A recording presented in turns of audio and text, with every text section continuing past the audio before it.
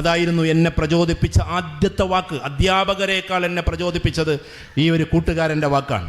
അവനത് എവിടുന്നോ കാണാതെ പഠിച്ചതാകാം. Life is like a looking glass, if you frown it will frown, if you smile it will smile back, so you will be എന്ന് പറഞ്ഞിട്ട് കുറച്ച് കത്തുകൾ എഴുതി. അവൻ എഴുതിയ വാക്യതാണ്, life is like a looking glass. ജീവിതം എന്ന് പറഞ്ഞാൽ ഒരു നോക്കുന്ന കണ്ണാടി പോലെയാണ്. നോക്കുന്ന കണ്ണാടി പോലെ. If you smile it will smile back. നീ അതിനോട് ചിരിച്ചാൽ അത് നിന്നോട് തിരിച്ച് ചിരിക്കും. If you frown it will frown. അത് അന്ന് ഫ്രോണൊന്നും എനിക്ക് അറിഞ്ഞൂടാ, FRAWN ആണ്. എന്ന് വെച്ചാൽ നീ അതിനോട് മുഖം ചുളിച്ചാൽ അത് നിന്നോട് മുഖം ചുളിക്കും. That is life. അതുകൊണ്ട് നീ നല്ല ഏറ്റവും ഹാപ്പി ആയിട്ട് നടക്കുക എന്നൊരു കുറിപ്പെഴുതി തന്നു. അന്ന് മുതലാണ് ചെറുതായിട്ടൊന്ന് പഠിക്കണമെന്നൊക്കെ തോന്നിയത്. അതൊരു കൂട്ടുകാരൻ്റെ ഒരു വാക്കിൻ്റെ ഹേതുകമാണ്. അങ്ങനെ പിന്നീട് കാലങ്ങൾക്ക് ശേഷം 50ാമത്തെ വാർഷികം സ്കൂളിൻ്റെ, ആ സ്കൂളിൽ നിന്ന് പഠിച്ചിറങ്ങി ഏറ്റവും ആന ചേന എന്നൊക്കെ പറഞ്ഞ് എന്നെ കൊണ്ടുപോയി. നമ്മളതൊന്നും അല്ലെങ്കിലും അന്നാണ് എനിക്ക് ആകപ്പാടെ പ്രതികാരം ചെയ്യാൻ പറ്റിയത്. അന്ന് കുറുപ്പ് മാഷെ എന്താണെന്ന് പറഞ്ഞ ഒരു ആദരിക്കലുണ്ട്. ഞാൻ വ്യക്തിൻ്റെ പേര് പറയാതെ ഈ കഥ അവിടെ പറഞ്ഞു. ഞാൻ പറഞ്ഞു വരുന്നത്, എന്നെ നിങ്ങൾ വിട്ടേക്കിൻ. ഏത് സാറന്മാർ നീ ഒന്നിനും പറ്റാത്തവനാണെന്ന് എന്നോട് പറഞ്ഞാലും, നീ പഠിക്കാത്തവനാണെന്ന് പറഞ്ഞാലും, ഫിനിക്സ് പക്ഷിയെപ്പോലെ ഉയർന്നു പോകാൻ നമുക്ക് പറ്റണം. ഓരോ വിദ്യാർത്ഥികൾക്കും പറ്റണം. ആര് നമ്മളെ കുറ്റപ്പെടുത്തിയാലും ശരി, അതായിരിക്കണം ഓരോ വിദ്യാർത്ഥികളും. പഠനത്തിനേക്കാൾ മികച്ചത് വായനയാണെന്ന് പറയുന്നത് അതുകൊണ്ടാണ്. പഠനത്തിനേക്കാൾ മികച്ചത് വായനയാണ്. ഇന്ന് രാവിലെ ഇങ്ങോട്ട് പറഞ്ഞിട്ടുണ്ടാവും ചിലപ്പം എന്ത്, ഈ നേരത്തിന് എണീക്കൂല, അങ്ങോട്ടാക്കൂല, ഇങ്ങോട്ടാക്കൂല. ഉമ്മമാരെപ്പോഴും ഒരു ചൊറായിട്ട് നിങ്ങൾക്ക് തോന്നലില്ലേ? ഉണ്ടോ ഇല്ലേ? ഉമ്മമാരും തന്നെ. ചില കുട്ടികൾ തള്ളയെന്നൊക്കെ വിളിക്കാറുണ്ട്. പാവങ്ങളാണ് അവരെ നിങ്ങൾ ഒരിക്കലും മോശമായിട്ട് കാണല്ലേ. നിങ്ങൾക്ക് വേണ്ടിയെല്ലാം. നിങ്ങളുടെ ബെസ്റ്റ് ഫ്രണ്ട് നിങ്ങളെ സ്നേഹിക്കാൻ തുടങ്ങിയത് എന്നാണെന്നറിയോ? എന്നാണെന്നറിയോ? നിങ്ങൾ 9ാം ക്ലാസ്സിലെത്തിയപ്പോഴാ. നിങ്ങളുടെ സ്മാർട്ട്നെസ് കണ്ടപ്പോൾ, നിങ്ങളുടെ സ്നേഹം കണ്ടപ്പോൾ, നിങ്ങളുടെ ഭാവം കണ്ടപ്പോൾ, നിങ്ങളുടെ ഭംഗി കണ്ടപ്പോൾ, പല കാരണങ്ങളെ കൊണ്ടും കുട്ടികളെ ഇഷ്ടപ്പെടും. പക്ഷേ ഗർഭമായി എന്നുള്ള ആ ഒരു ദിവസം അറിഞ്ഞത് മുതൽ ഡോക്ടർ അവരോട് പറഞ്ഞു നിങ്ങൾ പ്രഗ്നൻ്റ് ആണ് എന്ന്. അന്ന് മുതൽ കൈയുണ്ടോ കാലുണ്ടോ നിറമേതാ ഒന്നും അറിയാതെ തൻ്റെ മോള് തൻ്റെ മോന് എന്ന് പറഞ്ഞ് ഈ വയറ്റത്ത് കൈവച്ച് ഉറങ്ങിയിട്ട് സന്തോഷത്തോടെ നിങ്ങൾക്ക് വേണ്ടി കാത്തിരുന്ന പാവം സ്ത്രീയുടെ പേരാണ് അമ്മ എന്ന് നിങ്ങൾ തിരിച്ചറിയണം. നിങ്ങൾക്ക് വേണ്ടി, നിങ്ങൾക്ക് മാത്രം വേണ്ടി. ഈ ലോകത്തിൽ ആരും നിങ്ങളെ സ്നേഹിച്ചാലും അതിന് പകരമാകില്ല, ഒരിക്കലും പകരമാകില്ല. ആ അമ്മയോടുള്ള ആ അമ്മയെ വായിക്കാൻ നിങ്ങൾക്ക് പറ്റണം. ഇന്ന് വായനയാണ് നമ്മുടെ സബ്ജക്റ്റ് എന്നതുകൊണ്ടാണ്. അമ്മയെ വായിക്കാൻ പറ്റണം. അമ്മയുടെ ഇന്നലകൾ, അമ്മയുടെ ജീവിതങ്ങൾ, അമ്മ എന്ന് പറയുന്ന അക്ഷരത്തിൻ്റെ വ്യാപ്തികൾ, അത് വായിക്കാൻ നമുക്ക് പറ്റണം. അപ്പം ഞാൻ പറഞ്ഞു, അഥവാ പഠനത്തേക്കാൾ മികച്ചത് വായനയാണ്. ആ വായന കഴിഞ്ഞാൽ പിന്നെ നിങ്ങൾ സഞ്ചരിക്കണം, പറ്റുന്നത്ര സഞ്ചാരം. ഇന്ത്യ തന്നെ സഞ്ചരിച്ചാൽ കുറേ സഞ്ചരിക്കാനുണ്ട്. ആ സഞ്ചാരം കഴിഞ്ഞിട്ട് പിന്നെ നിങ്ങൾക്കൊരു ചിന്ത വരാനുണ്ട്. ആ ചിന്ത പിന്നൊരു എഴുത്തായി വരാനുണ്ട്, അല്ലെങ്കിൽ പ്രഭാഷണമായി വരാനുണ്ട്.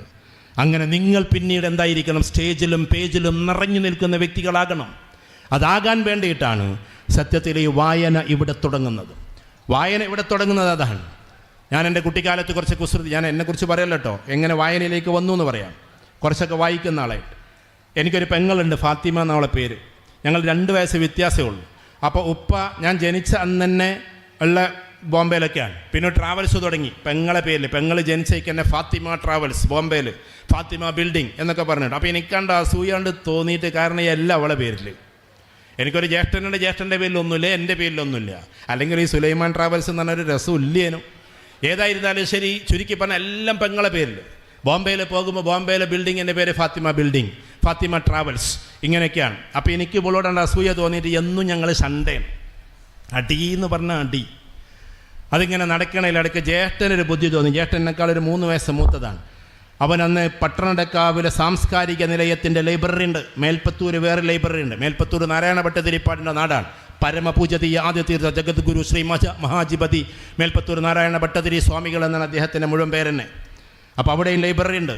അപ്പം ഞാനന്ന് ലൈബ്രറി ഒന്നും അറിയില്ല. അന്ന് ആകെ അറിയുന്ന ബാലമംഗലത്തിലെ ഡിങ്കൻ കഥാസ്വാം ചിത്രീകരണം ബേബി, പിന്നൊന്ന് മായാവി, ലുട്ടാപ്പി, വിക്രമൻ, മുത്തു, ഡാഗിനി, കുട്ടൂസൻ, ഇതൊക്കെ നമുക്കറിയുള്ളൂ ആകെപ്പാടായി. അതും ഒരു വായന തന്നെയാണ്. ആ വായനാ സമയത്താണ് ഇവനൊരു പുസ്തകം കൊണ്ടുവന്നിരുന്നത്, ഒരു ചെറിയ പുസ്തകം. എന്നിട്ട് എന്നോട് പറഞ്ഞ് വാപ്പോ ഇത് എന്നെ വായ്പൊന്ന് വീട്ടിൽ വിളിക്കുന്നതിന് പേര് വാപ്പോ ഇതൊന്ന് വായിക്കണം എന്ന്. എനിക്കറിയില്ലായിരുന്നു. അവന് സൈക്കോളജി ഒന്നും അറിഞ്ഞിട്ടൊന്നുമില്ല. അവൻ നന്നായിട്ട് വരക്കും, നന്നായിട്ട് പാടും. സത്യത്തിൽ പണ്ട് മറ്റേ ബ്രൂട്ടസ് പറഞ്ഞ മാതിരി അവൻ ഞാനും ആകേണ്ട ആളായിരുന്നു. എൻ്റെ ജ്യേഷ്ഠനാരും അറിയില്ല. പക്ഷെ അവനാ നന്നായിട്ട് വരക്കും, നന്നായിട്ട് പാടും. രണ്ടുണ്ട് അവൻ്റെ കയ്യിൽ. വരാന്ന് പറഞ്ഞാൽ എൻ്റെ അന്നത്തെ ബോക്സിൽ മമ്മൂട്ടിനൊക്കെ വരച്ച് തന്നിട്ട് ആ ബോക്സ് ആയിട്ട് ഇങ്ങനെ പോകുമ്പോൾ കുട്ടികളൊക്കെ പാടെ പിന്നാലെ വരുമായിരുന്നു. അതേമാതിരി ഞങ്ങൾക്ക് വരച്ചു തരുമെന്ന് വെച്ചിട്ട്. അത്ര ഭാവം കൂടി വരയ്ക്കാൻ കലാകാരന്മാർക്ക് കല വരയ്ക്കാൻ പറ്റും, പക്ഷേ ഭാവം വരയ്ക്കാൻ കുറച്ച് പ്രയാസമാണ്. ആ ഭാവത്തെ പോലും വരക്കും. അത്ര നല്ല കലാകാരനായിരുന്നു അന്ന് സ്കൂളിലെ. അതുകൊണ്ട് അവനെ എന്ത് ചെയ്തു, അന്ന് നന്നായിട്ട് വായിക്കും അവന് ചെറുപ്പത്തിൽ തന്നെ. അപ്പോൾ അവനത് കൊണ്ടുവന്നു. എനിക്കന്നൊരു 10-11 വയസ്സുണ്ടാവും, അവനൊരു 10-14 വയസ്സുണ്ടാവും. ആ സമയത്തൊരു പുസ്തകം കൊണ്ടുവന്നു. ആ പുസ്തകം ഇങ്ങനെ വായിച്ചപ്പോൾ ആ പുസ്തകത്തിൻ്റെ പേര് മുട്ടത്തു വർക്കിയുടെ ഒരു കുടയും കുഞ്ഞു പെങ്ങളും എന്ന കഥയായിരുന്നു. അത് വായിച്ചവരൊന്ന് കൈപ്പൊക്കിയാട്ടെ. അയ്യവ, ഇത് അടിപൊളി കുട്ടികളാണല്ലോ. ഒന്നുറക്കെ കയ്യടിച്ചു കൊടുത്താട്ടെ. ഈ പെൺകുട്ടികളൊക്കെ ഇത് വായിച്ചിട്ടുണ്ടല്ലോ, ഒരു കുടയും കുഞ്ഞു പെങ്ങളും. ചിലപ്പോൾ അവിടുത്തെ ഇരിക്കണം മുതിർന്നവരെ വായിച്ചിട്ടുണ്ടാവില്ല അല്ലേ? അതിലാ രംഗങ്ങളൊക്കെ എപ്പോഴും ഓർമ്മയില്ലേ നിങ്ങൾക്ക് അല്ലേ? അച്ഛൻ മരിച്ചു പോകുന്നു, അങ്ങനെ 2 കുട്ടികൾ അനാഥമാകുന്നു, ആങ്ങളെയും പെങ്ങളും. ഒരാങ്ങളെയും ഒരു പെങ്ങളുമാണ്. വായനയാണത്. മുറ്റത്തു വർക്കി അതിമനോഹരമായി പിക്ചറൈസ് ചെയ്തിട്ടുള്ള വായന. ഈ 2 കുട്ടികൾ അനാഥമാകുന്നു. അവസാനം രണ്ടാനമ്മ ഇവരെ വളർത്തുന്നു. ആ രണ്ടാനമ്മയുടെ പീഡനങ്ങൾ ഏറ്റുവാങ്ങുന്നു. എന്നും പ്രശ്നങ്ങളും വീട്ടിൽ ജോലി ചെയ്യിപ്പിക്കലും അതോടൊപ്പം തന്നെ ചട്ടകം പഠിപ്പിച്ചിട്ട് അവരെ വേദനിപ്പിക്കലും ഒക്കെയായിട്ട് ഇവർ സങ്കടപ്പെടുകയാണ്.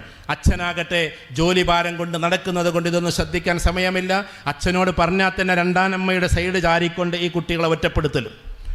അങ്ങനെ ആ ഒരു കുട്ടിക്കാലം ഇങ്ങനെ നടക്കുന്നതിലിടക്കാണ് ഈ ആങ്ങള എന്ന് പറയുന്നത് നമുക്ക് എങ്ങനെയെങ്കിലും രക്ഷപ്പെടണമെന്നൊക്കെ പറയുന്നത്. അങ്ങനെ ഒരു ദിവസം സ്കൂളിലേക്ക് പോവാണ്. സ്കൂളിലേക്ക് പോകുമ്പോൾ മഴ പെയ്യുന്നു. മഴ പെയ്യുന്ന സമയത്ത് തൻ്റെ പെങ്ങളെ ഒരു കുടയിൽ നിർത്തുന്നു ആങ്ങള നിർത്തുന്നു. ആ സമയത്ത് ആ കുട്ടി ഈ പെങ്ങളെ പിടിച്ചു തള്ളുന്നു, ചളിവെള്ളത്തിൽ വീഴുന്നു. ആ സങ്കടം കൊണ്ട് വല്ലാത്ത പ്രയാസത്തിൽ ഈ പെങ്ങളെ മഴയത്ത് കൂട്ടിപ്പിടിച്ച് കഴിയുന്നൊരാങ്ങളയുണ്ട്. നിനക്ക് ഞാൻ കുടയും കൊണ്ടുവരാമെന്ന് പറഞ്ഞ് അന്ന് രാത്രി പുറപ്പെടുന്നൊരാങ്ങള. നിനക്കെന്തായാലും ഞാനൊരു കുട കൊണ്ടുവരാം. അങ്ങനെ കുടയ്ക്ക് വേണ്ടി പോയതാണ്. പിന്നെ അവൻ പല ജോലികളായി അതായി ഇതായി ജീവിതത്തിൽ തിരിച്ചു വരാൻ പറ്റാതെ ജീവിതത്തിൻ്റെ ഏതോ ഭാഗങ്ങളിൽ ഒതുങ്ങിക്കഴിയുന്നു. പെങ്ങളെന്തായി എന്ന് ചിന്തിച്ചു കൊണ്ടിരിക്കും. പക്ഷെ അവൻ ഇങ്ങോട്ട് വരാൻ പറ്റുന്നില്ല. ജീവിതത്തിൻ്റെ കുറേ പ്രാരാബ്ദങ്ങളും ബുദ്ധിമുട്ടുകളും അതിമനോഹരമായിട്ട് മുറ്റത്ത് വർക്കി അവതരിപ്പിക്കുന്നുണ്ട്.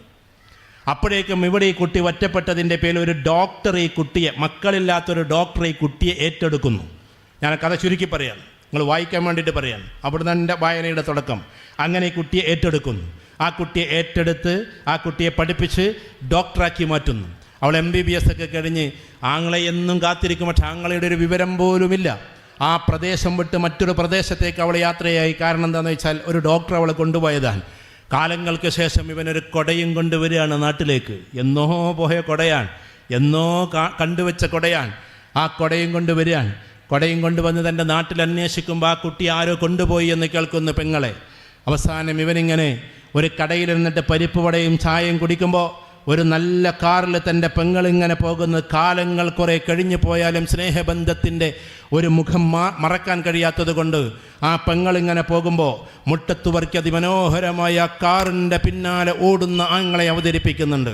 കാണാതെ പോകുന്ന പെങ്ങളെയും ആ കൊടയും പിടിച്ചുകൊണ്ട് മോളെ എന്ന് വിളിച്ചുകൊണ്ട് പായുന്ന പെങ്ങളെ മലയാള മനസ്സ് ഇന്നും മറന്നിട്ടില്ല. അവസാനം ആ കല്യാണ വീട്ടിലേക്ക് എത്തുന്നു. അവളുടെ കല്യാണത്തിൻ്റെ തലേന്ന് അങ്ങോട്ടെത്തുന്നു. ആ എത്തുന്ന സമയത്ത് ഇവനെ കൊടുക്കാനൊരു സമ്മാനവുമില്ലാത്തത് കൊണ്ട് പഴയ ആ ഒരു എന്ത് കൊടുക്കുന്നു, ആ കുട കൊടുക്കുന്നു. ആ കുട ഇങ്ങനെ കൊടുത്തിട്ട് അതിങ്ങനെ നെഞ്ചോട് ചേർത്തിട്ട് ആങ്ങളെയും പെങ്ങളും പഴയ രൂപത്തിൽ ഒന്നായി മാറുന്നു. ഒരു കുടയും കുഞ്ഞു പെങ്ങളും എന്ന സുന്ദരമായ കഥ നല്ല രീതിയിൽ വായിച്ച ഒരാൾക്ക് പിന്നെ പെങ്ങളോടുള്ള വല്ലാത്ത ശാഠ്യവും ദേഷ്യമൊക്കെ ഉണ്ടല്ലോ, അതവിടാണ്ട് ഇല്ലാണ്ടാവും. അങ്ങനെയാണ് എനിക്കെൻ്റെ പെങ്ങളോടുള്ള വൈര്യങ്ങളൊക്കെ ഇല്ലാണ്ടായത്. അപ്പോൾ ഒരു വായന മനുഷ്യൻ്റെ ജീവിതത്തിൽ പല എഫക്റ്റുകൾ ഉണ്ടാക്കും. അതാണ് ഞാൻ പറഞ്ഞു വരുന്നത്. ഇവിടെ ഇരിക്കുന്ന മുഴുവൻ കുട്ടികളും ആ ഒരു രീതിയിൽ എന്താക്കണം, വായിച്ച് വളരുന്ന കുട്ടികളാക്കണം. നമ്മൾ വായിക്കുക എന്ന് പറഞ്ഞാൽ, അപ്പോൾ എന്നെ സംബന്ധിച്ചിടത്തോളം ഞാൻ സൈക്കോളജിയാണ് എൻ്റെ സബ്ജക്റ്റ്. പക്ഷേ ഞങ്ങൾ വായനയുടെ ലോകത്തിലേക്ക് വന്നത് ഇവിടെ ഇരിക്കുമ്പോൾ പറയാമല്ലോ. ഇപ്പോൾ ഈ കോട്ടക്കൽ പറപ്പൂർ എന്നൊക്കെ പറഞ്ഞാൽ എല്ലാവർക്കും സമദാനി സാഹിബിനെ അറിയാം. സമദാനി സാഹിബ് ഞങ്ങളെ 17 വയസ്സ് മുതൽ വളർത്തിയെടുത്തൊരു രീതിയുണ്ട്. 7 വർഷം. അത് ശ്രദ്ധിച്ച് കേൾക്കണേ. അപ്പോൾ അന്ന് എന്തായി ചെയ്തതെന്ന് ചോദിച്ചാൽ, ഞങ്ങളൊരു 10-30 വിദ്യാർത്ഥികളുണ്ട്. 20-30 ഇടയിൽ കൃത്യമായിട്ട് എനിക്ക് ഓർമ്മയില്ല. ഞങ്ങൾക്ക് മഹാപ്രതിഭകളാക്കണം എന്നൊക്കെ വിചാരിച്ചിട്ട് അദ്ദേഹം തുടങ്ങിയ ഒരു പ്രസ്ഥാനമായിരുന്നു അത്. ആയോ ആയില്ലേ എന്നുള്ളതൊക്കെ വേറെ കാര്യമാണ്. അപ്പോൾ അന്ന് ഞങ്ങൾക്ക് 17 വയസ്സൊക്കെയാണ്. ഞാൻ പ്രീ ഡിഗ്രിക്ക് പഠിക്കും. പ്രീ ഡിഗ്രി സെക്കൻഡ് ഇയറിന് പഠിക്കുമ്പോഴാണ് അവിടെ ആദ്യമായിട്ട് എത്തുന്നത്. 92-ലെ SSLC 94 അവിടെ എത്തുന്നു. അങ്ങനെ എത്തി. അന്ന് അദ്ദേഹം ചെയ്തിരുന്നൊരു പണി എന്താണെന്നറിയോ? ഇതപ്പോൾ ലീഗിൻ്റെ ആൾക്കാരും KMCCൻ്റെ ആൾക്കാരും എടുക്കണതുകൊണ്ട് അവരുടെ ഒരു MP കുറിച്ചിട്ട് തന്നെ ഈ പറയുന്നത്. ഞാൻ പറഞ്ഞല്ലോ, അദ്ദേഹം ഡിഗ്രിക്ക് റാങ്കുകാരനാണ്, PGക്ക് ഫസ്റ്റ് റാങ്കുകാരനാണ്. ഈ കാലിക്കറ്റ് യൂണിവേഴ്സിറ്റിയിൽ നിന്ന് അദ്ദേഹം പഠിച്ച PGയിലെ 1ാം റാങ്കുകാരനാണ് ജനാബ് MP അബ്ദുസ്സമദ് സമദാനി സാഹിബ്. അതും കൂടി നമ്മൾ പഠിക്കണം. അന്ന് ഞങ്ങളോട് ചെയ്തിരുന്നൊരു പരിപാടിയുണ്ട്. വായനയുമായി ബന്ധപ്പെട്ടത് പറയുമ്പോൾ പറയാതിരിക്കാൻ വയ്യ. ഞങ്ങൾ ഈ 30ഓളം ആൾക്കാർക്ക് ഓരോ പുസ്തകം കണ്ടുതരും. അദ്ദേഹത്തിൻ്റെ ഗ്രന്ഥശാലയിൽ വെറൈറ്റി പുസ്തകങ്ങളാണ്, എല്ലാ ടൈപ്പ് പുസ്തകങ്ങളുണ്ട്. കാരണം അദ്ദേഹത്തിൻ്റെ പ്രൊഫഷൻ തന്നെ അതുമായി ബന്ധപ്പെട്ടതാണ്. കോളേജ് ലെക്ചറായിരുന്നു, പിന്നെ ഇങ്ങനെ ആയതാണല്ലോ. ഏതായിരുന്നാലും ശരി, അദ്ദേഹം ഞങ്ങൾക്ക് ഓരോ പുസ്തകം തരും. അത് ചിലർക്ക് ലിറ്ററേച്ചർ, ചിലർക്ക് ഹിസ്റ്ററി, ചിലർക്ക് ഫിലോസഫി, ചിലർക്ക് സൈക്കോളജി, ഇങ്ങനെ പല പുസ്തകം തരിക. എന്നിട്ട് ഞങ്ങൾ അതിൻ്റെ സിനോപ്സിസ് എഴുതണം. ഞാൻ പറയാം, ആ വർക്ക് ഈ കുട്ടികളിൽ നടന്നാൽ ഈ കുട്ടികൾ വലിയ ഉയർച്ചയിലേക്ക് പോകുന്നതാണ്. നമ്മൾ വായിക്കണം എന്നൊന്നും പറഞ്ഞാലൊന്നും കുട്ടികൾ വായിക്കൂല കേട്ടോ. അതൊരു ആക്ഷനിലേക്ക് കൊണ്ടുവന്നാലേ എന്താവുള്ളൂ, വായിക്കുള്ളൂ. ഇദ്ദേഹം അന്ന് ചെയ്തിരുന്ന പണി ഒരു 30 പുസ്തകം ഞങ്ങൾക്ക് കണ്ടു തരും, ഓരോരുത്തർക്ക് ഓരോന്ന്. ഞങ്ങൾ അതിൻ്റെ കംപ്ലീറ്റ് സിനോപ്സിസ് എഴുതണം. സിനോപ്സിസ് എഴുതണം എന്നുണ്ടെങ്കിൽ അത് A to Z വായിക്കണം. A to Z എന്ന് പറയാൻ പാടില്ല കേട്ടോ. എന്താ പറയേണ്ടത്? A to Z. അങ്ങനെയാണ് ഒരു യൂറോപ്യൻ പ്രയോഗം. അങ്ങനെയാണ് നമ്മൾ A to Z എന്നിങ്ങനെ പറഞ്ഞാൽ ശീലിച്ചതാണ്. A to Z എന്നേ പറയൂ. I am coming from എന്ന് പറയരുത്.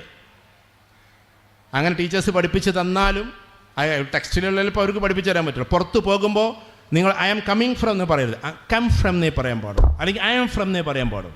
കാരണം ING ഫോം ഉപയോഗിക്കുമ്പോൾ ബ്രിട്ടീഷുകാർ നമ്മളോട് ചോദിക്കും, എന്ത്, why you are using ING form here, because you are sitting in front of me എന്ന് പറയും. നിങ്ങളിപ്പോൾ എൻ്റെ മുമ്പിൽ നിൽക്കുകയാണ്, എന്തിനാണ് ഇവിടെ ING ഫോം ഒക്കെ ഉപയോഗിക്കുകയെന്ന് പറയും.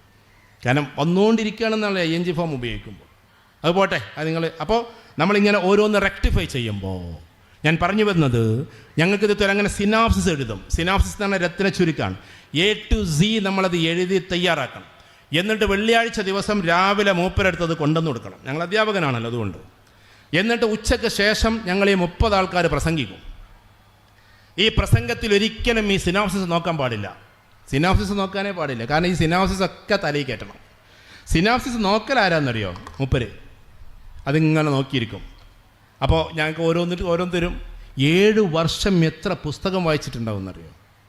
ഇപ്പോൾ പലതും ഓർമ്മ ഉണ്ടാവില്ല. ആ സിനോപ്സിസ് കംപ്ലീറ്റ് മൂപ്പരുണ്ടാവും. പിന്നല്ലേ നമുക്ക് മനസ്സിലായത്, ഞങ്ങളീ 30 ആൾ വായിക്കണ വിവരം മൂപ്പര് കിട്ടും. മനസ്സിലായോ? നല്ല രസകരമായ പ്രസംഗങ്ങൾ, പ്രബന്ധങ്ങൾ, ഗ്രന്ഥങ്ങൾ, ഗ്രന്ഥശാലകൾ, പഠനങ്ങൾ, അദ്ദേഹത്തിൻ്റെ ലൈബ്രറിയിലെ പുസ്തകങ്ങൾ, തിരലുകൾ, ഇങ്ങനെ കൊണ്ടുപോയി. ഇപ്പോൾ അന്നുണ്ടായിരുന്ന കുട്ടികളോട് അവരൊക്കെ പഠിച്ച ചിലപ്പോൾ ലിറ്ററേച്ചറാകാം. ലിറ്ററേച്ചറിനെ കുറിച്ച് ചോദിച്ചാൽ അവർക്കറിയും എന്താണ് ട്രാജഡി, എന്താ കോമഡി, എന്താ ട്രാജിക് കോമഡി, എന്താ കോമിക് ട്രാജഡി, ഇതൊക്കെ അവർ പറഞ്ഞുതരും.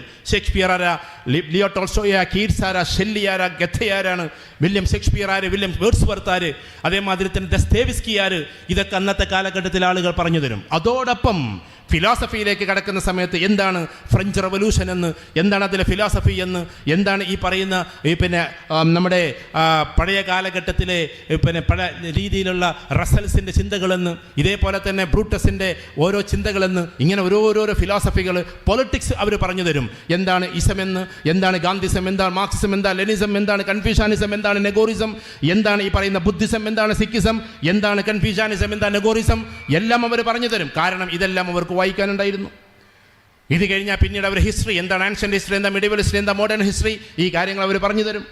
ഏകദേശം 300ഓളം കൊല്ലം പഴക്കമുള്ള ഹിസ്റ്ററിയെ ഇപ്പോൾ പിഴുതു മാറ്റാൻ വേണ്ടി ചിലർ ശ്രമിക്കുന്നു. ഞാൻ രാഷ്ട്രീയം പറയല്ല. 300 കൊല്ലത്തെ ഇന്ത്യ ചരിത്രം എടുത്ത് പിഴുതെറിയാൻ വേണ്ടി പോകുന്നു.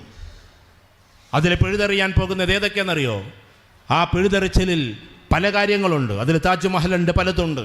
അത് പോട്ടെ, ആ രാഷ്ട്രീയത്തിലേക്ക് ഞാൻ കടക്കുന്നില്ല. ഈ 300 കൊല്ലത്തിൻ്റെ ഹിസ്റ്ററി അറിയണമെങ്കിൽ ആരാണ് ബാബർ എന്ന്, ആരാണ് ഹുമയൂൺ എന്ന്, ആരാണ് അക്ബർ എന്ന്, ആരാണ് ഷാജഹാൻ എന്ന്, ആരാണ് ഔറംഗസീബ് എന്ന്, അതേപോലെ തന്നെ ഇതൊക്കെ പഠിക്കണമെങ്കിൽ എന്താക്കണം? നമ്മളതിലൂടെ വായിച്ച് മുന്നോട്ട് പോകണം. അപ്പോൾ ഹിസ്റ്ററിയുടെ ഭാഗം വേറെ, ഫിലോസഫിയുടെ ഭാഗം വേറെ, അഡ്മിനിസ്ട്രേഷൻ്റെ ഭാഗം വേറെ. ഇതൊക്കെ നിങ്ങൾ വായിച്ചു കഴിഞ്ഞാൽ ഒരു ഗുണം എന്താണെന്നറിയോ? നിങ്ങൾക്ക് സിവിൽ സർവീസ് ചെയ്യണമെന്ന് ഉദ്ദേശമുണ്ടെന്ന് വിചാരിക്കും. ഈ പറഞ്ഞ ലോകത്തിലൂടെ എല്ലാം നിങ്ങൾ കടന്നു പോകണം. അഡ്മിനിസ്ട്രേഷൻ നിങ്ങൾ പഠിക്കണം, എക്കണോമിക്സ് പഠിക്കണം, സ്റ്റാറ്റിസ്റ്റിക്സ് പഠിക്കണം, മാത്തമാറ്റിക്സിൻ്റെ ലോജിക്ക് പഠിക്കണം, പൊളിറ്റിക്സ് പഠിക്കണം, ഹിസ്റ്ററി പഠിക്കണം, ജോഗ്രഫി പഠിക്കണം, ജിയോളജി പഠിക്കണം. എല്ലാം പഠിച്ചാലേ സിവിൽ സർവീസ് തലയിലേക്ക് കയറ്റാൻ പറ്റൂ. അപ്പം ഇത്തരം വായനയുടെ കടന്നു പോയാൽ അത് വെറുമൊരു വായനയല്ല, ആ വായനയുടെ മറ്റൊരു ലോകം കൂടി നിങ്ങൾക്ക് തുറന്ന് കിട്ടുകയാണ്, അതിമനോഹരമായ ലോകം. അപ്പം ചിലപ്പോൾ കവിതയുടേതുണ്ടാകും. ചില കവിതകൾക്ക് വലിയ കാര്യങ്ങൾ പറയാനുള്ളത് ചെറിയ രൂപത്തിൽ നിങ്ങൾക്ക് പറഞ്ഞുതരാൻ പറ്റും. ചെറിയ രൂപത്തിൽ ചിലപ്പോൾ 2 വരികളെ കൊണ്ട്. ഇപ്പോൾ ഈ നമ്മുടെ കുഞ്ഞുണ്ണി മാഷുണ്ടായിരുന്നല്ലോ, കുഞ്ഞുണ്ണി മാഷ് നിങ്ങൾ വായിച്ചിട്ടുണ്ടോ? കുറച്ചൊക്കെ പഠിക്കാണ്ടാവും നിങ്ങൾക്കല്ലേ? കണ്ണുപാടില്ല കാന്തന് കാതുപാടില്ല കാന്തക്കും, എങ്കിൽ ബന്ധം കാന്തമായിടും അല്ലെങ്കിൽ അത് കുന്തമായിടും. അദ്ദേഹത്തിൻ്റെ ഒരു പ്രയോഗമാണ്. ആകെ ഒറ്റ വരിയുള്ളൂ. കണ്ണുപാടില്ല കാന്തന് കാതുപാടില്ല കാന്തക്കും, എങ്കിൽ അത് ബന്ധം കാന്തമായിടും അല്ലെങ്കിൽ അത് എന്താ അത് പറഞ്ഞതിൻ്റെ അർത്ഥം? ഒറ്റ വരിയുള്ളൂ. ഭാര്യ ഭർത്താക്കന്മാർ തമ്മിലുള്ള ബന്ധത്തെക്കുറിച്ചാണ് പറഞ്ഞത്. ഭർത്താവ് എപ്പോഴും ഇങ്ങനെ ഭാര്യനെ ഇങ്ങനെ നോക്കിയിട്ട് ഭാര്യ ആരോടൊക്കെ സംസാരിക്കണം എന്നുള്ളൊരു കണ്ണുപാടില്ല കാന്തന്. കാന്തൻ എന്ന് പറഞ്ഞാൽ ഭർത്താവാണ്. ഓളിപ്പോൾ ആരോടൊക്കെ സംസാരിച്ചു, ആരോടൊക്കെ ഇതാക്കി, അങ്ങനെ ആക്കി ഇങ്ങനെ ആക്കി, ഇങ്ങനെ സംശയത്തിൻ്റെ കണ്ണുണ്ടായാൽ പ്രശ്നമാണ്. കാതുപാടില്ല കാന്തനും, മനസ്സിലായോ? അല്ല, കാന്തക്കും. കാതുപാടില്ല കാന്തക്കും. ഭർത്താവ് അവിടെ പോയിരുന്നു, ഭർത്താവ് ഇവിടെ പോയിരുന്നു, ഭർത്താവ് യാത്രയിൽ അങ്ങനെയില്ല ഇങ്ങനെ, ആ കാതു കണ്ട് ഒഴിവാക്കുക.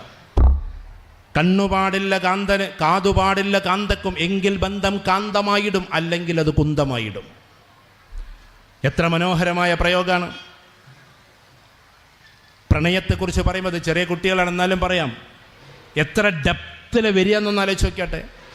ചൂടാതെ പോയി നീ നിനക്കായി ഞാൻ എൻ്റെ ചോര ചാറി ചുമപ്പിച്ച പനിനീർ പൂവുകൾ, കാണാതെ പോയി നീ നിനക്കായി ഞാൻ എൻ്റെ പ്രാണൻ്റെ പിന്നിൽ കുറിച്ചിട്ട വാക്കുകൾ, ഒന്ന് തൊടാതെ പോയി നിനക്കായി തുടിക്കുമെൻ തന്ത്രികൾ, അന്തമാം സംവത്സരങ്ങൾക്കുമക്കരെ അന്തമിഴാത്തതാം ഭൂമികൾക്കിക്കരെ, കുങ്കുമം ചാറി ചുമപ്പിച്ച ശരത്കാല സന്ധ്യയാണെന്നും എനിക്കോമനെ, ദുഃഖമാണെങ്കിലും നിന്നെക്കുറിച്ചുള്ള ദുഃഖം എന്താനന്ദമാണ് എനിക്കോമനെ എന്നൊക്കെ പറഞ്ഞിട്ട് എത്ര രസകരമായിട്ട് 2 വരികളിലൂടെ പ്രിയപ്പെട്ട കവി അതിനെ ആവിഷ്കരിക്കുന്നു. എന്താ അതിൻ്റെ അർത്ഥം? അദ്ദേഹം അത് ചെല്ലുന്നത് കാണാൻ നല്ല രസമാണ്. ചൂടാതെ പോയി നീ നിനക്കായി ഞാൻ എൻ്റെ ചോര ചാറി ചുമപ്പിച്ച പനിനീർ പൂവുകൾ. നമുക്കങ്ങനെ ചെല്ലാൻ കഴിയില്ല, മൂപ്പരെല്ലാം രസമായിട്ട് ചെല്ലും. കാണാതെ പോയി നീ നിനക്കായി ഞാൻ എൻ്റെ പ്രാണൻ്റെ പിന്നിൽ കുറിച്ചിട്ട വാക്കുകൾ. എത്ര ഡെപ്താന്ന് ആലോചിച്ച് നോക്കിയാട്ടെ. സ്നേഹത്തെക്കുറിച്ചാണ് പറയുന്നത്. കാണാതെ പോയി നീ നിനക്കായി ഞാൻ എൻ്റെ ചോര ചാറി ചുമപ്പിച്ച പനിനീർ, എൻ്റെ കരൾ ചോര ചാറിയിട്ട് ചുമപ്പിച്ച പനിനീർ പൂവുണ്ടായിരുന്നു നിനക്ക് വേണ്ടി കാത്തുവെച്ച, അത് നീ കാണാതെ പോയില്ലേ. ചൂടാതെ പോയി നീ പിന്നെ കാണാതെ പോയി നീ നിനക്കായി ഞാൻ എൻ്റെ പ്രാണൻ്റെ പിന്നിൽ കുറിച്ചിട്ട വാക്കുകൾ, എൻ്റെ ആത്മാവിൻ്റെ പിന്നിൽ നിനക്ക് വേണ്ടി കുറിച്ചിട്ട വാക്കുകൾ ഉണ്ടായിരുന്നു, അതെല്ലാം നീ കാണാതെ പോയില്ലേ. അപ്പോൾ ഒരു വലിയൊരു സംഭവത്തിനെ 2 വരികളിലൂടെ അങ്ങോട്ട് അവതരിപ്പിക്കുകയാണ്. 2 വരികളിലൂടെ. അത് വായിച്ചാലേ നമുക്ക് മനസ്സിലാകൂ, പറഞ്ഞാൽ നമുക്കതറിയില്ല. ഓരോ സംഭവങ്ങളും അങ്ങനെയാണ്. എന്ത് രസമാണ്. നമ്മളിപ്പോൾ എന്ന് പറഞ്ഞിട്ടുണ്ടെങ്കിൽ എന്തെങ്കിലും ഒന്ന് കണ്ടാലാണ്ട് ആടും. കുട്ടികൾ അങ്ങനെയാണ്. എന്താ അതിൻ്റെ അർത്ഥം ഒന്നും ആലോചിക്കൂല. എന്താണ് ഗോറി ഗോറി മുക്കിടപ്പി കല്ല ചഷ്മ. അപ്പം നമ്മൾ ആടാൻ തുടങ്ങും. പാട്ടായി എന്ന് പറഞ്ഞിട്ട് എന്താ അതിൻ്റെ അർത്ഥം ഒന്ന് പറഞ്ഞാട്ടെ. ഗോറി ഗോറി മുക്കിടപ്പി കല്ല ചഷ്മ. നല്ലൊരു ഹിന്ദി പാട്ടാണ്. അർത്ഥമൊന്നും അറിയില്ല, ആട് തന്നെ നമ്മൾ. അതിൻ്റെ പച്ച മലയാളം എന്താണെന്നറിയോ? ഗോറി ഗോറി മുക്കിടെ, വെളുത്ത മുഖത്തിൽ, കല ചഷ്മ, കറുത്ത കണ്ണട. മലയാളത്തിൽ പാടിയാൽ ഇങ്ങനെയാണ്, വെളുത്ത മുഖത്തിൽ കറുത്ത കണ്ണട. നിങ്ങൾ അതിനാടൂ. അപ്പോൾ ഇത് ഹിന്ദിയാന്ന് വിചാരിച്ചിട്ട് നമ്മൾ എന്തിനതിന് ആടണമെന്ന് അർത്ഥമൊക്കെ ആലോചിച്ചിട്ട് കാടിയാൽ പോരെ. മനസ്സിലായോ? നമ്മൾ വെറുതെ ഇങ്ങനെ അങ്ങനെ ആട് തന്നെ ഒറ്റാട്ടം. എന്താ അതിൻ്റെ അർത്ഥം ഒന്നും ആലോചിക്കില്ല. കുട്ടിയൊക്കെ ഒരു മ്യൂസിക് കണ്ട് വന്നാൽ മതി. ഈ അടുത്തിടെ ഇറങ്ങിയൊക്കെ പാട്ടുകൾ വളരെ വൾഗറാണ് അല്ലേ? അതിൻ്റെ ചോര ചന്തിയിട്ട് ഞാൻ അതാക്കി ഇതാക്കി എന്നൊക്കെ പറഞ്ഞാണ്ട് ഒരു തരം പൈശാചിക പാട്ടുകളൊക്കെ ഏറ്റെടുക്കാൻ നമ്മളുണ്ട്.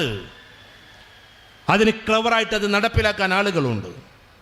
ചില സിനിമകൾ വരെ അങ്ങനെ അട്ടിമറിക്കുന്ന ആളുകളുണ്ട്. അതിൻ്റെ അണിയറ പ്രവർത്തകർ. ലിബറലിസം കൊണ്ടുവരാൻ വേണ്ടിയിട്ടുള്ള സിനിമകൾ, ചിലതൊക്കെ വളരെ പ്രശസ്തരായ നടന്മാരായേക്കാം.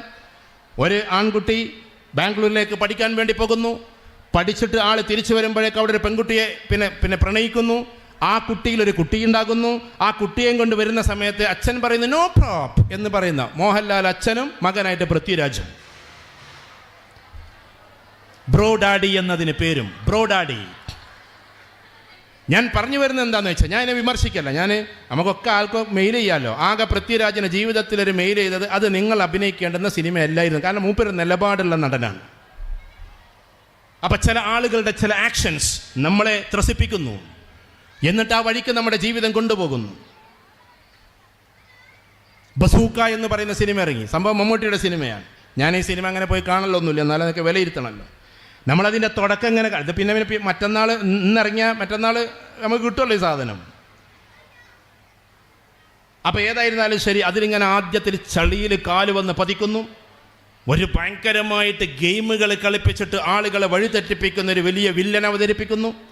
അങ്ങനെ ഈ ബസൂക്ക ആരാണെന്ന് അറിയാതെ നമ്മൾ വൈകുന്നേരം വരെ ഇരുന്നത് ഇടങ്ങറാകുന്നു. അവസാനം എന്താണെന്ന് വെച്ചാൽ അതിനൊക്കെ തകർക്കാൻ വേണ്ടി നായകൻ വരുന്നു. ആ നായകനും വരും കൂടി കോൺഫ്ലിക്റ്റ് ആയിട്ട് അവസാനം ഒരു ഫൈറ്റ് സീനൊക്കെ ആയിട്ട് ഇതൊക്കെ തകർക്കുമെന്ന് വിചാരിക്കുമ്പോൾ അവസാനം ബസൂക്ക എന്ന് പറഞ്ഞ ആൾ നായകൻ തന്നെ. മമ്മൂട്ടി തന്നെ അതിൽ ബസൂക്ക. ഗെയിം കളിയിലൂടെ കുട്ടികൾ എന്നിട്ട് അവസാനം ഇങ്ങനെ ആടി പോകുന്നു. നമ്മൾ ചില മെഗാ സ്റ്റാറുകൾ, ചില സൂപ്പർ സ്റ്റാറുകൾ, വലിയ വലിയ ആൾക്കാരൊക്കെ എല്ലാ സിനിമയും അവതരിപ്പിക്കാൻ നമ്മൾ ഏറ്റെടുക്കരുത്.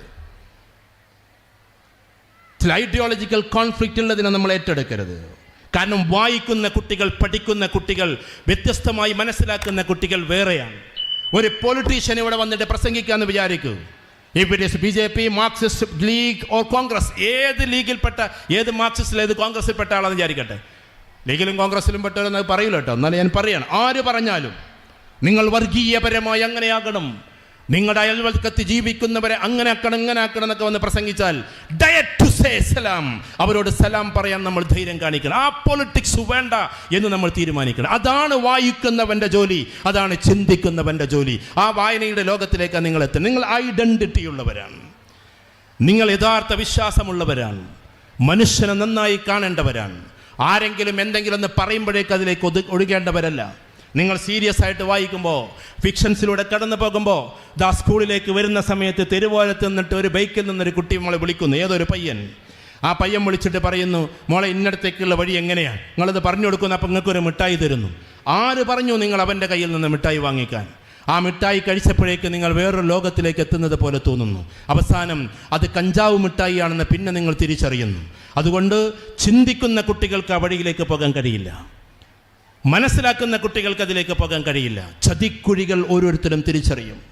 ഹായ് എന്ന മെസ്സേജ് നട്ടപ്പാതർക്ക് വന്നു കഴിഞ്ഞാൽ അതിന് ഞാൻ മറുപടി കൊടുക്കേണ്ടവളല്ല എന്ന് തിരിച്ചറിയാൻ വായിക്കുന്ന, പഠിക്കുന്ന നല്ല കുട്ടികൾക്ക് കഴിയും. കാരണം യു ആർ ദ ലീഡേഴ്സ്, നിങ്ങൾ ലീഡേഴ്സാണ്. ലീഡേഴ്സ് എന്ന് പറഞ്ഞാൽ ലക്ഷക്കണക്കിന് കുട്ടികളുടെ കൂട്ടത്തിൽ ഒരുവളല്ല, നിങ്ങൾ ലക്ഷക്കണക്കിന് ആളുകൾ ഫോളോ ചെയ്യേണ്ട ഒരാളാണ്. സോഷ്യൽ മീഡിയയിൽ മാത്രമല്ല, നിങ്ങളുടെ ലൈഫിനെ നോക്കിയിട്ട് ഫോളോ ചെയ്യേണ്ട ആളുകളാണ്. ഞങ്ങളെ നാട്ടുകാരനായിരിക്കും ഇദ്ദേഹം എന്ന് ഞാൻ ഊഹിക്കുന്നു. ഞാൻ ഇദ്ദേഹത്തിൻ്റെ വീഡിയോസ് കാണാറുണ്ട്. ഞാൻ അദ്ദേഹത്തെ പ്രൊമോട്ട് ചെയ്യാമെന്ന് വിചാരിക്കല്ലോ കേട്ടോ, ഇതൊരു ബൈ പരിപാടിയൊന്നുമല്ല. എന്നാൽ എനിക്ക് മൂപ്പരുടെ ഈ വ്ളോഗ് ഭയങ്കര ഇഷ്ടമാണ്. കാരണം മൂപ്പർ അങ്ങനത്തെ സാധന ചെയ്യാം, കുറച്ചും കൂടി നന്നായിട്ട് വലിയ പ്രൊജക്റ്റൊന്നും ചെയ്യാതെ അതിമനോഹരമായി മനുഷ്യനൊക്കെ ഒന്ന് സ്നേഹിച്ച് തലോടി ഓമനിച്ച് അതിമനോഹരമായിട്ടാണ് ചെയ്യാറുള്ളത്. അതുകൊണ്ട് നമുക്കത് ഇഷ്ടമാണ്. കാരണം അത് സമൂഹത്തിൽ ചെയ്യേണ്ടുന്ന ഒരു ജോലിയാണ്. ഇന്നലെ ഞാൻ അനിൽ മുഹമ്മദ് സാറ് വിളിച്ചിട്ടാണ് ഞാൻ പരിപാടിക്ക് പോയത്. ഡോക്ടർ അനിൽ മുഹമ്മദ്, കൊല്ലത്തുള്ള കരുനാഗപ്പള്ളിയിൽ. അദ്ദേഹം സൊസൈറ്റിയെ വായിക്കുന്ന ഒരു സോഷ്യോളജിസ്റ്റാണ്. അദ്ദേഹത്തിൻ്റെ ദൗത്യങ്ങളുണ്ട്, ചില വിമർശനങ്ങളും കാര്യങ്ങളൊക്കെ ഉണ്ടാകാം അദ്ദേഹത്തെക്കുറിച്ച്. പക്ഷേ സമൂഹത്തെ വായിക്കുന്ന ഒരാളാണ്, സമൂഹത്തിൻ്റെ പ്രശ്നങ്ങളിൽ ഇടപെടുന്ന ഒരാളാണ്. അതുകൊണ്ട് നമ്മൾ വായിക്കുന്ന, പഠിക്കുന്ന ഉന്നതരായ കുട്ടികളായിട്ട് നമ്മൾ മാറണം. അതിമനോഹരമായി നമ്മൾ ആ ഒരു ലോകത്തിലേക്ക് എത്തണം. വായന നമുക്ക് തുറന്നു തരുന്നത് അക്കാഡമിക്സ് മാത്രമല്ല, മനുഷ്യനാകാനുള്ള ഒരു രൂപം കൂടിയാണ്. മനുഷ്യനാകാനുള്ള കാത്തിരുന്ന തൻ്റെ പ്രിയപ്പെട്ട ഭർത്താവിനെ കാത്തിരിക്കുന്ന, ഭർത്താവാണോ മറ്റാണോ എന്നൊന്നും അതിൽ തെളിയുന്നില്ല, വിമല എന്ന് പറയുന്ന പെൺകുട്ടിയോട് മരണത്തിൻ്റെ മുഖം നീ കണ്ടിട്ടുണ്ടോ എന്ന് ചോദിക്കുന്ന അതിമനോഹരമായൊരു ചോദ്യമുണ്ട്. സർദാർജി ചോദിക്കുകയാണ്, മലയുടെ മുകളിൽ കൊണ്ടുപോയിട്ട്, മോളെ വിമല, നീ മരണത്തിൻ്റെ മുഖം കണ്ടിട്ടുണ്ടോ?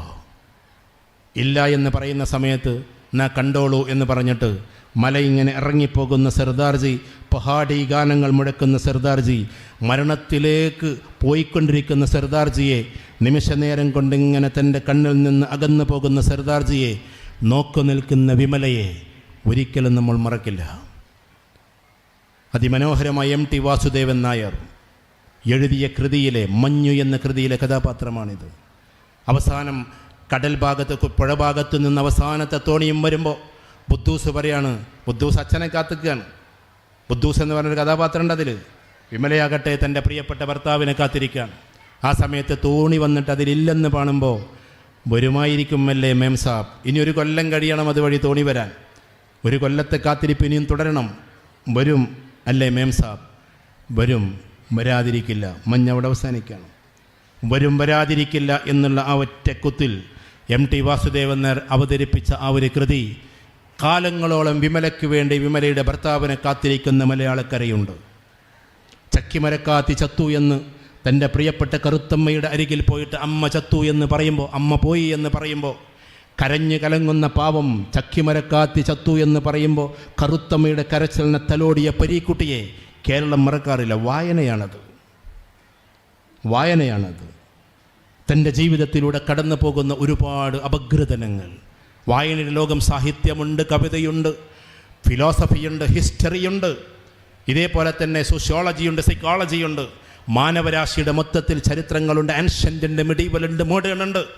ഇങ്ങനെ വ്യത്യസ്തമായ വായനയുടെ വായിച്ച് ഈ ലോകം മുഴുവൻ കീഴടക്കാൻ പറ്റുന്ന നോളേജിൻ്റെ ത്രാണിത്തമുള്ളവരായി ഈ കുട്ടികൾ മാറണം. അതിന് ലേബർ നിമിത്തമാകട്ടെ. പ്രിയപ്പെട്ട CH മുഹമ്മദ് കോയ സാഹിബിൻ്റെ നാമധേയം അതിന് നിമിത്തമാകട്ടെ എന്ന് മാത്രം പറഞ്ഞുകൊണ്ട് വായിച്ച് വായിച്ച് വായിച്ച് നിങ്ങൾ വളരണം എന്ന് മാത്രം പറയുന്നു. വായന ഒരിക്കലും മരിക്കുന്നില്ല, വായന അവസാനിക്കുന്നില്ല. വായനയുടെ ലോകം താണ്ടിയിട്ട് നിങ്ങൾ എത്തണം.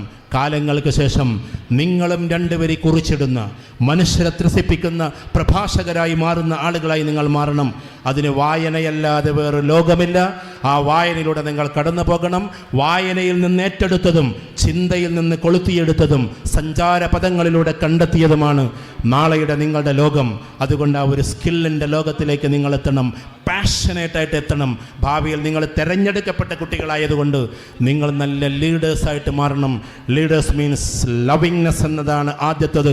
സ്നേഹാർദ്രമായ കുട്ടികളായി നമ്മൾ മാറണം എന്നതാണ്. എല്ലാവരെയും സ്നേഹിക്കുന്ന, പ്രത്യേകിച്ച് രക്ഷിതാക്കളെ സ്നേഹിക്കുന്ന, പ്രത്യേകിച്ച് നമ്മുടെ മാതാപിതാക്കളെ പോലെ നമ്മൾ കാണുന്ന നമ്മുടെ ടീച്ചേഴ്സിനെ. ഈ ടീച്ചേഴ്സ് ആരാന്നറിയോ? നിങ്ങളുടെ കൂട്ടത്തിലിരിക്കുന്നവർ, നിങ്ങളെ വല്ലാണ്ട് സ്നേഹിക്കുന്നവരാണ്. ഈ ലോകത്തിൽ അത്ര വലിയൊരു പ്രൊഫഷൻ വേറെയില്ല. APJ അബ്ദുൽ കലാം അവസാനമായി പറഞ്ഞ വാക്കുണ്ട്, പ്രസിഡന്റ് എന്ന പേരെഴുതണോ അതോ അധ്യാപകൻ എന്ന പേരെഴുതണോ എന്ന് ചോദിക്കുമ്പോൾ അധ്യാപകനായിട്ട് മാത്രം എഴുതിയാൽ മതി എന്നാണ്. പ്രസിഡന്റിൻ്റെ മേലെയാണ് അധ്യാപകൻ എന്ന് തെളിയിച്ച ആളാണ് സത്യത്തിൽ അദ്ദേഹം.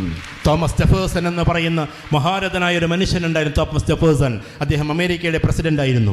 മരിക്കുന്ന സമയത്ത് അദ്ദേഹം വസിയത്ത് പോലെ എഴുതി കൊടുത്തത്, ഞാൻ അമേരിക്കയുടെ പ്രസിഡൻ്റായിരുന്നു എന്നെൻ്റെ ശവക്കല്ലറയിൽ എഴുതി വെക്കരുത്, വെർജീനിയ യൂണിവേഴ്സിറ്റിയുടെ ഒരു സാധാരണ മെമ്പറായിരുന്നു എന്ന് എഴുതി വെക്കണമെന്നാണ്.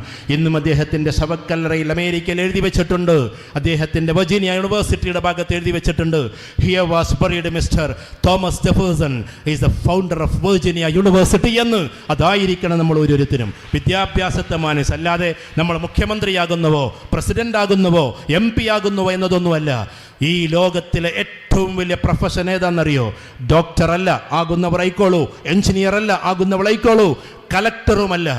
ഈ ലോകത്തിലെ ഏറ്റവും വലിയ കരിയർ പ്രൊഫഷൻ എന്ന് പറഞ്ഞാൽ സോഷ്യൽ റിഫോമറാണ്. സമൂഹത്തെ മാറ്റിമറിക്കുന്നവരാണ്. വായനയിലൂടെ, ചിന്തയിലൂടെ, പ്രഭാഷണത്തിലൂടെ, പ്രവർത്തനത്തിലൂടെ തൻ്റെ പ്ലാറ്റ്ഫോം ഉപയോഗിച്ച് മാനവരാശിയെ മൊത്തത്തിൽ എടുത്തുയർത്തുന്നവരെയാണ് സോഷ്യൽ റിഫോമർ എന്ന് പറയുക. പ്രവാചകന്മാർ അതായിരുന്നു. ഇന്നി ബുഇസ്തു മുഅല്ലിമ എന്നാണ് പ്രവാചകൻ പറഞ്ഞു വെച്ചിട്ടുള്ളത്. ഞാൻ അധ്യാപകനായിട്ടാണ് നിയുക്തമായിട്ടുള്ളത് എന്ന്. ആചാര്യന്മാരതാണ് പറഞ്ഞു വെച്ചിട്ടുള്ളത്. അതുകൊണ്ട് അധ്യാപകരതാണെന്ന് നമ്മൾ മനസ്സിലാക്കണം. അവർ നവീകാരകന്മാരാണ്, നമ്മൾ ഇടപെടുന്ന ആളുകളാണ്. ടീച്ചേഴ്സിനോടൊരു ചെറിയ ഉപദേശമല്ല, ഒരു നിർദ്ദേശം പോലെ പറഞ്ഞുകൊള്ളട്ടെ, ഒരു കുട്ടിയെയും നമ്മൾ പുറത്താക്കരുത്, ഒരു കുട്ടിയെയും പുറത്താക്കരുത്. ഇതെൻ്റെ ഒരു ശാഠ്യമല്ല. കാരണം ഉറങ്ങുന്ന കുട്ടിയെ ജസ്റ്റ് ഒന്ന് നമുക്ക് വേണമെങ്കിൽ പുറത്താക്കാം, ഗെറ്റ് ഔട്ട്, ഗെറ്റ് ലോസ്റ്റ് എന്നൊക്കെ നമുക്ക് പറയാം. പക്ഷെ നേരെ പോയിട്ടൊന്ന് തലോടിയിട്ട് എന്തേ മോനെ നീ ഉറങ്ങുന്നത് എന്ന് ചോദിക്കണം. ചിലപ്പോൾ അവൻ പറയും അവൻ്റെ ഉമ്മക്ക് ക്യാൻസർ തുടങ്ങിയ കാര്യം, വീട്ടിൽ പൈസ ഇല്ലാത്ത കാര്യം, പാവം അച്ഛൻ്റെ അല്ലെങ്കിൽ ഉപ്പയുടെ കത്തില്ലാത്ത കാര്യം, അല്ലെങ്കിൽ മെസ്സേജ് ഇല്ലാത്ത കാര്യം, ഉമ്മയും ഉപ്പയും വീട്ടിൽ ശണ്ട കൂടുന്നു എന്നുള്ള കാര്യം. ഇതൊക്കെ പറയാൻ അവർക്ക് ഒരു കൗൺസിലറെ പോലെ ടീച്ചർ വേണം. മോനെ നീ കുറച്ചു നേരം കൂടി ഉറങ്ങിക്കോളൂ എന്ന് പറയുന്നവൻ്റെ പേരാണ് ഗുരുനാഥൻ എന്ന് നമ്മൾ തിരിച്ചറിയും. ഞാനതൊരു ഫിലോസഫിയായിട്ട് പറയല്ല. അവനാണ് അധ്യാപകൻ, അവനായിരിക്കണം അധ്യാപകൻ. കുട്ടിയുടെ വേദനകൾ മനസ്സിലാക്കുന്നവനായിരിക്കണം അധ്യാപകൻ. അധ്യാപകർക്ക് എന്നോട് ദേഷ്യം തോന്നരുത് കേട്ടോ. ഞാനും 20 കൊല്ലം അധ്യാപനം നടത്തിയ ആളാണ്. മുതിർന്ന കുട്ടികളെ പഠിപ്പിക്കാനേ ഭാഗ്യം ഉണ്ടായിരുന്നുള്ളൂ. ഇമ്മാതിരി കുട്ടികളെ പഠിപ്പിക്കാൻ കിട്ടിയിട്ടില്ല. ഇങ്ങനത്തെ കുട്ടികളെ ഭയങ്കര ഇഷ്ടം. കാരണം ഇവരാണ് ഏറ്റവും ജൈജാൻറ്റിക് ഫിഗേഴ്സ്. മറ്റൊരു മോൾഡഡ് ആയിരിക്കും. ഇവരെന്ന് പറഞ്ഞാൽ എന്താ കഥ എന്നറിയും. ഭയങ്കര രസമല്ലേ അല്ലേ? ഇങ്ങനെ ഓരോന്ന് ചോദിക്കണതാണല്ലോ ഇവർ. നമ്മളെ ഇടങ്ങറാക്കണ ഒരു പരിപാടി ഉണ്ട് ഇവരെടുത്ത്. അത് ഭയങ്കര രസമാണ്. ചോദ്യം ചോദിക്കണം നിങ്ങൾ.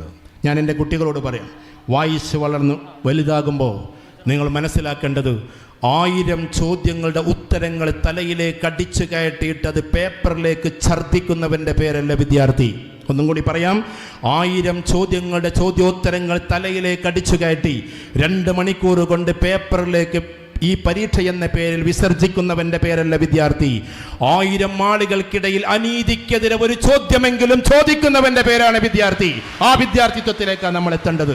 അത് വായനയുടെ ലോകമാണ്, പ്രസരിപ്പിൻ്റെ ലോകമാണ്. പാർലമെന്റ് സ്തംഭിക്കുമ്പോൾ, നിയമസഭ സ്തംഭിക്കുമ്പോൾ, അവിടെയുള്ള ആളുകൾ ഉഗ്രമായി പോരാടുമ്പോൾ അവരുടെ കൂടെ നിന്നിട്ട് യൂണിവേഴ്സിറ്റിയുടെ വരാന്തരകളിൽ നിന്നിട്ട് കൈകൾ മുഷ്ടി ചുരുട്ടിക്കൊണ്ട് ഭരണാധികാരികൾക്കെതിരെ ഈ വിരൽ ചുണ്ടുന്നവൻ്റെ പേര് കൂടിയാണ് വിദ്യാർത്ഥി എന്ന് നമ്മൾ തിരിച്ചറിയണം.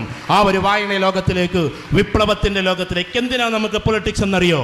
പ്രത്യേക ഒരു പാർട്ടി കൊണ്ടടക്കുക, അതിനെ ഉഷാറാക്കുക എന്നുള്ളതല്ല. പഠനനിലമാണ്. നാളെയുടെ ചോദ്യങ്ങൾ ചോദിക്കാനുള്ള ആ ഒരു പഠനനിലത്തിൻ്റെ പേരാണ് രാഷ്ട്രീയം. അതാണ് CH കാണിച്ചു തന്നിട്ടുള്ള രാഷ്ട്രീയം. അതാണ് ഗാന്ധിജി കാണിച്ചു തന്നിട്ടുള്ള രാഷ്ട്രീയം, നെഹ്റു കാണിച്ചു തന്നിട്ടുള്ള രാഷ്ട്രീയം. ആ ഒരു രാഷ്ട്രീയ പ്രബുദ്ധതയിലേക്ക്, വിരൽ ചുണ്ടുന്ന വായനയിലേക്കായിരിക്കണം നമ്മളോരോ കുട്ടികളും എത്തേണ്ടത്. അങ്ങനെ ഉഗ്രമായി വളർന്നു പോകുന്ന, ടീച്ചേഴ്സിനെ നല്ല രീതിയിൽ സ്നേഹിക്കുന്ന, പാരൻസിനെ നെഞ്ചിൽ ചേർത്തുകൊണ്ട് മുന്നോട്ട് പോകുന്ന, ഇന്ന് തെരഞ്ഞെടുത്ത കുട്ടികൾക്ക് ഒരു ടാസ്ക് തരികയാണ്. വീട്ടിൽ പോയിട്ട് ആദ്യം നിങ്ങൾ ഉമ്മാനെ ഇങ്ങനെ അണഞ്ഞു കൂട്ടിയിട്ട്, അമ്മനൊന്ന് അണഞ്ഞു കൂട്ടിയിട്ട് ഇന്നൊരു മുത്തം കൊടുക്കണം. നിങ്ങൾ എന്തൊക്കെയോ മാറ്റങ്ങൾ ഇത് CHൻ്റെ പേരിൽ നടന്നിരിക്കുന്നു എന്ന് പറയണം. എൻ്റെ പേര് നിങ്ങൾ വിട്ടേക്ക്, ആ മനുഷ്യൻ്റെ പേരിലെങ്കിലും ഇന്ന് നിങ്ങൾ നിങ്ങളുടെ മാതാപിതാക്കൾ അങ്ങനെ കൊടുക്കുന്നുള്ളവരൊന്ന് കൈപൊക്കിയാട്ടെ. ഇന്ന് പോയിട്ട് മാതാപിതാക്കൾ ആരാണ് പേര്, എടാ ആൺകുട്ടികളൊന്ന് കൈപൊക്കിക്കോളി, നിങ്ങൾ കുറേ കാലമായിട്ടുണ്ടാകും കൊടുത്തിട്ട്. എന്നാൽ ഉമ്മാക്ക് പോയിട്ടൊരു ഉറക്കെ കൈപൊക്കടാ, നിങ്ങൾ NSSൻ്റെ കുട്ടികളല്ലേ. അതുകൊണ്ട് അതേപോലെ തിരഞ്ഞെടുക്കപ്പെട്ട കുട്ടികളാണ്. എല്ലാവർക്കും ഭാവുകങ്ങൾ.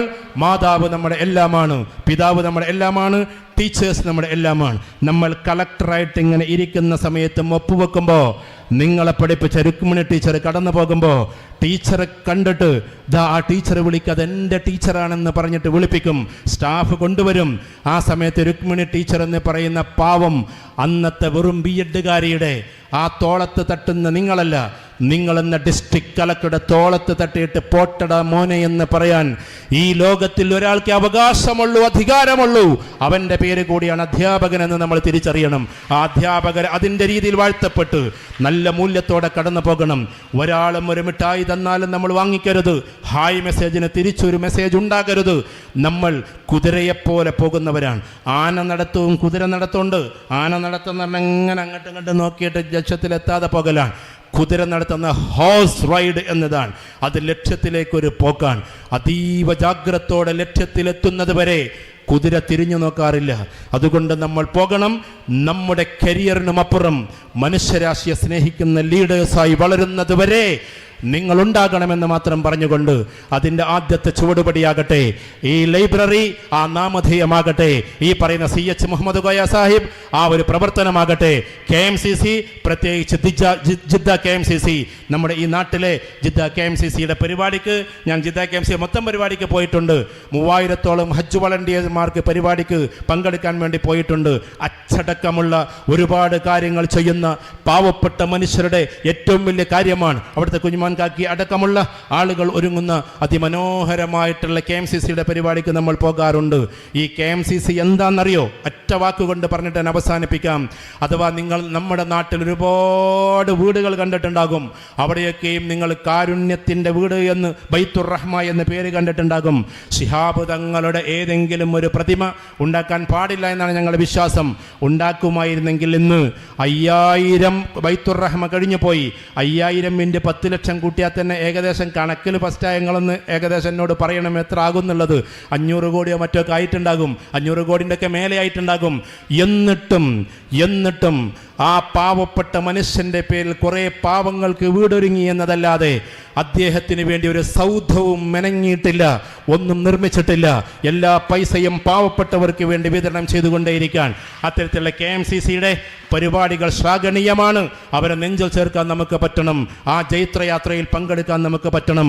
എല്ലാറ്റിനും സാധ്യമാകട്ടെ എന്ന പ്രാർത്ഥനയോടെ ഇത് സംഘടിപ്പിച്ച പ്രിയപ്പെട്ട ഇവിടുത്തെ ജിദ്ദ KMCCയുടെ ഭാരവാഹികൾക്കും അതോടൊപ്പം തന്നെ പ്രിയപ്പെട്ട മുസ്ലിം ലീഗിൻ്റെയും യൂത്ത് ലീഗിൻ്റെയും ഭാരവാഹികൾക്കും എത്രയും സമയം എന്നെ കേട്ടു നിന്ന് എൻ്റെ പ്രിയപ്പെട്ട വിദ്യാർത്ഥി സുഹൃത്തുക്കൾക്കും അധ്യാപകർക്കും 1000 ഭാവുകങ്ങൾ നേർന്നുകൊണ്ട് ഏറ്റവും നല്ല രീതിയിൽ ഭാവുകങ്ങൾ നേർന്നുകൊണ്ട് അവസാനിപ്പിക്കുന്നു.